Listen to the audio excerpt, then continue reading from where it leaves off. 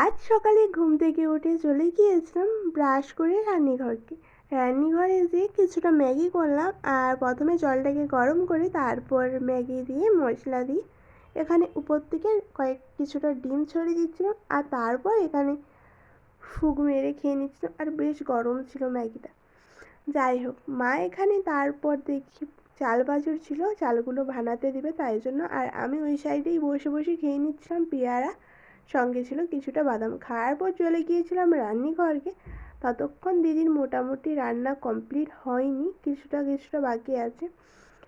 আর নৌকা তুলতে যেয়ে দেখি এখানে মেঘের অবস্থা প্রচুর খারাপ, টিপ টিপ করে হালকা বৃষ্টিও পড়ছে। তো নৌকাগুলোকে ভালোভাবে ধুয়ে মধ্যিখান থেকে চিড়ে উপর থেকে দিয়ে দিচ্ছিলাম তরকারি। আর তারপর তরকারিটা খেয়ে নিচ্ছিলাম কীরকম হয়েছে। তা আমি বললাম ভালো। তারপর চলে গিয়েছিলাম হাঁড়িতে অনেকগুলো ভাত ছিল তাই মাছকে দিতে।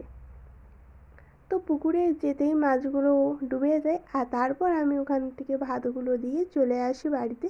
আর বাড়িতে এসে খেয়ে নিচ্ছিলাম। যেখানে আজকে হয়েছিল আলু মাখা, শাক ভাজা, নর্মাল একটা সবজির তরকারি, ডিম ভাজা আর ছিল ডাল। তো এটা দিয়েই দুপুরের খাওয়া কমপ্লিট হয়। তো ভিডিওটা তোমাদের কেমন লাগলো জানিও। টাটা।